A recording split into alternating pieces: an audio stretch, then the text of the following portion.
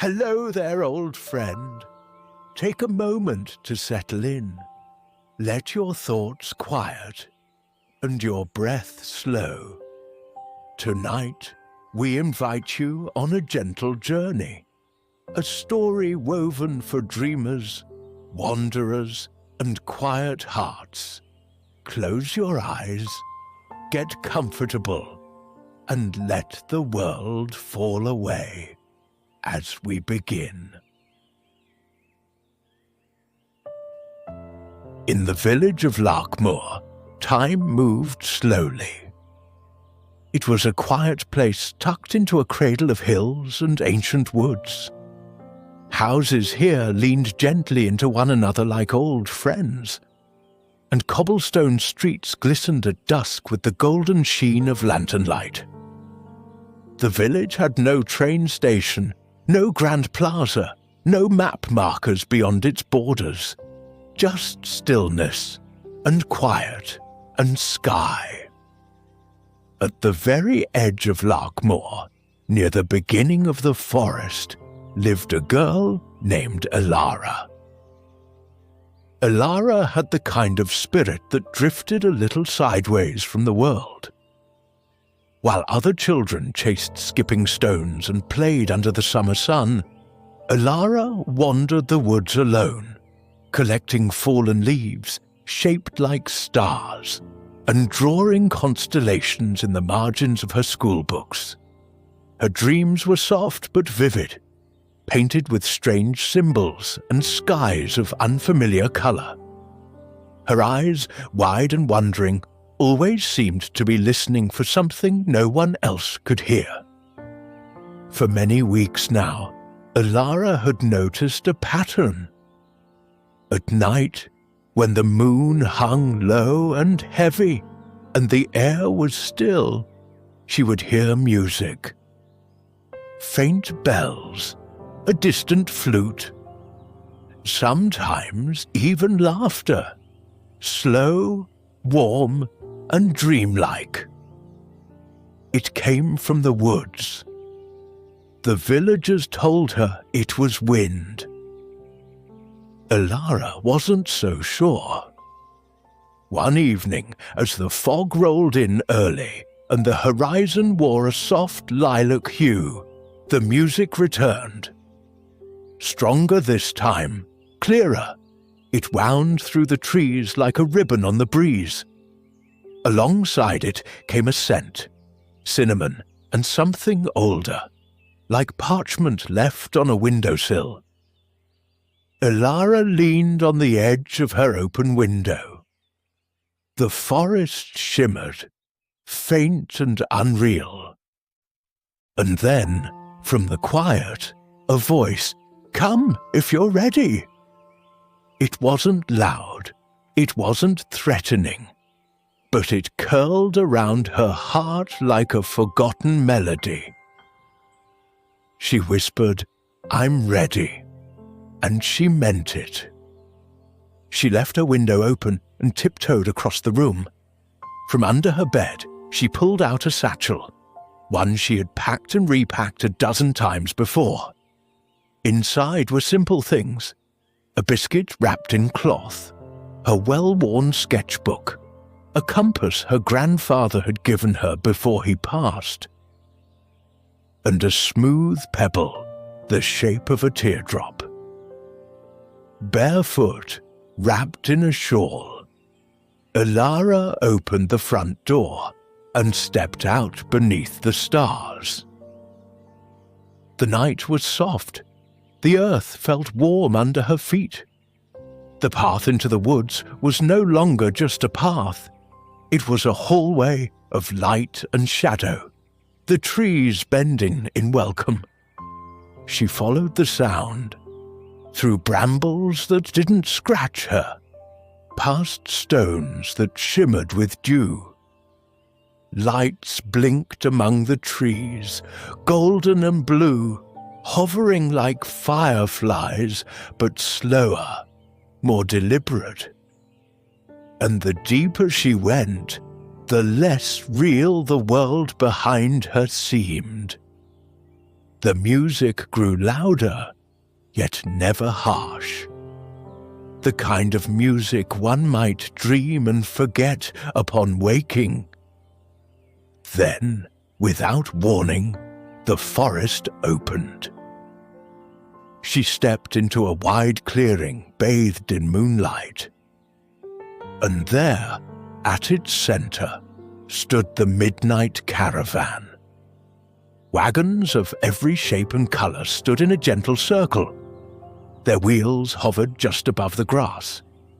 Their doors were carved with symbols that shifted when she looked away. Silk banners fluttered, though there was no wind. Tiny creatures, some feathered, some glowing, darted between the tents. At the heart of it all was a fire, not burning orange, but silver and blue, flickering as if made of memory itself. Figures moved around the clearing, a jester playing cards with a ghost, a child with hair made of smoke chasing a wooden bird, and a tall man in a long navy coat, wearing a hat stitched with stars. He turned when he saw her, smiled. "You've found us," he said, "and just in time." He bowed low. "Welcome to the caravan of forgotten roads." Ilara blinked. None of this felt frightening. If anything, it felt familiar, as if she had seen it all before in some hazy half-dream.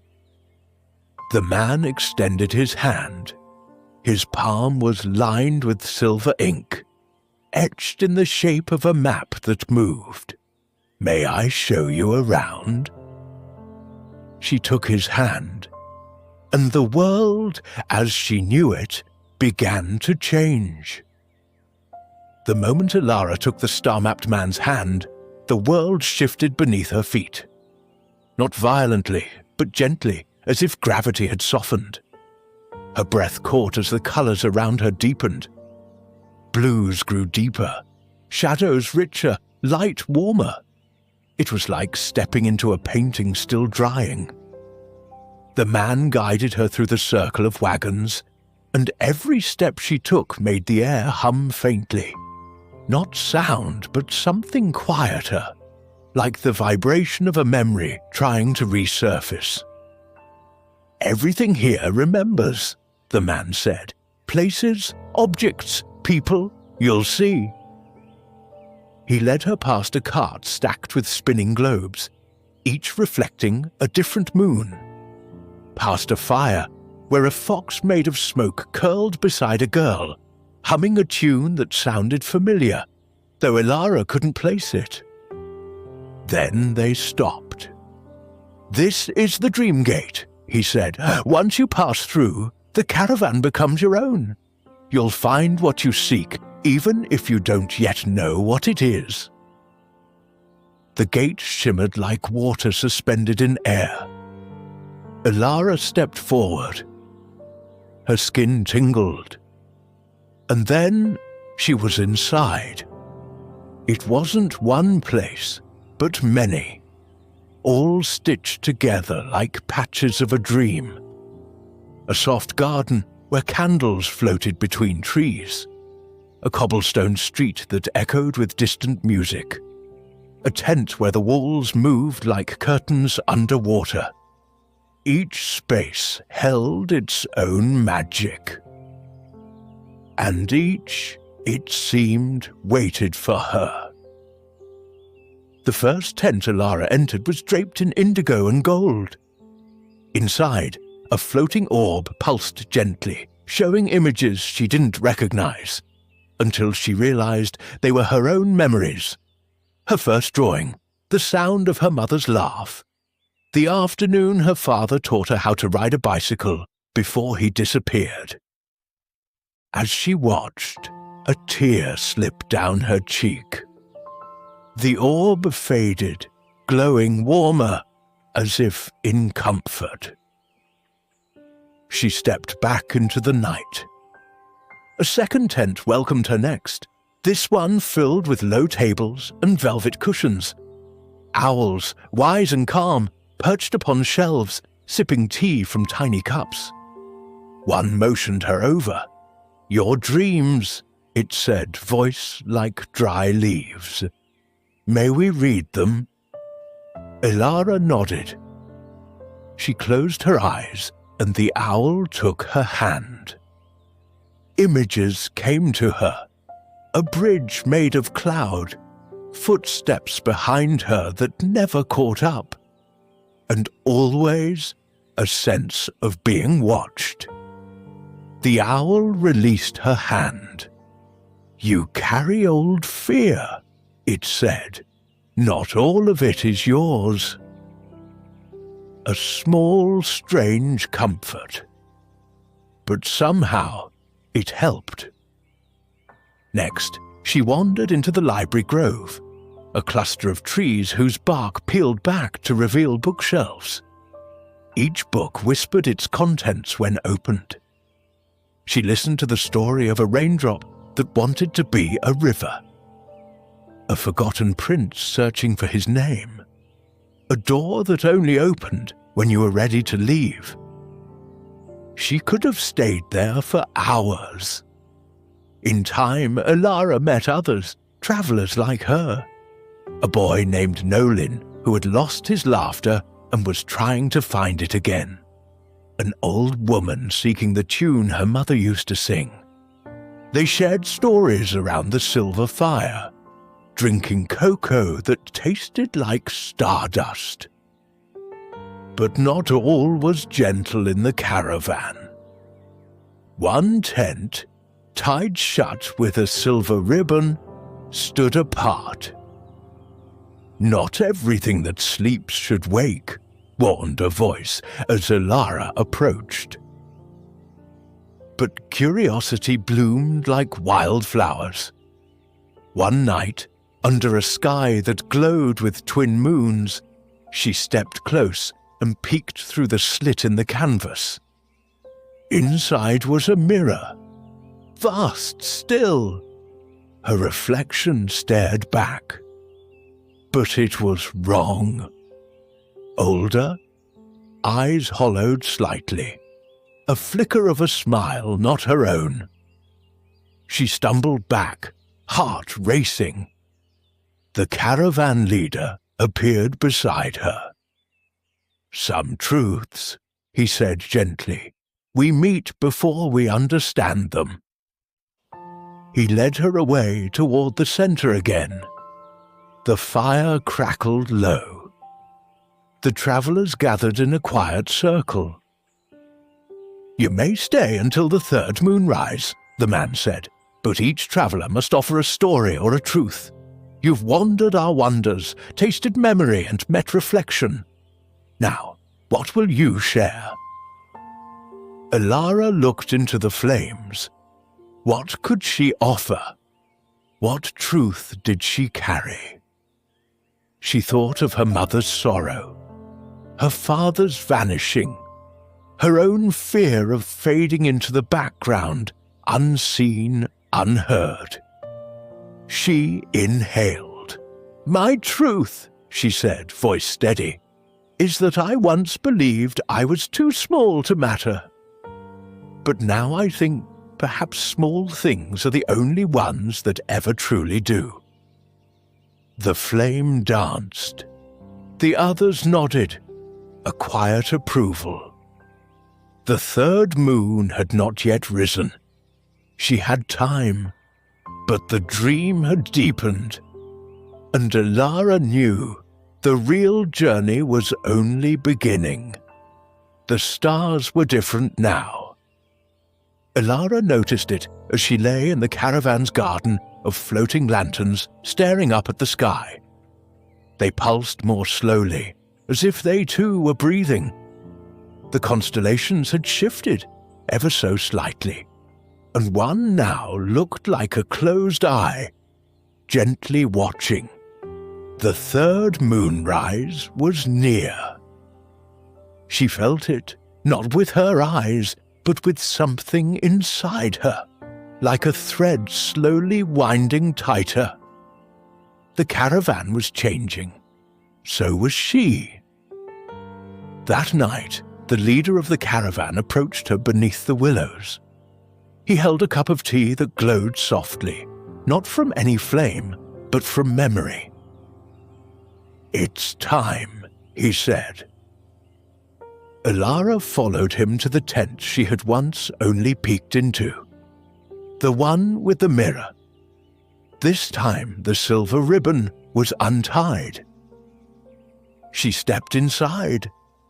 The mirror was vast, reaching from floor to ceiling, but it no longer showed just her reflection. Instead, it shimmered with motion, flickers of dreams and moments layered like gauze. She saw herself, younger, giggling with an imaginary friend by a fireplace. She saw herself at 6, standing alone under the sycamore tree, calling out to someone who never came. She saw herself the day she stopped sketching stars, the day she decided dreams weren't real. The reflection shifted, and suddenly her imaginary friend took shape. He was older now, taller, familiar, the caravan leader. "You remember now," he said gently.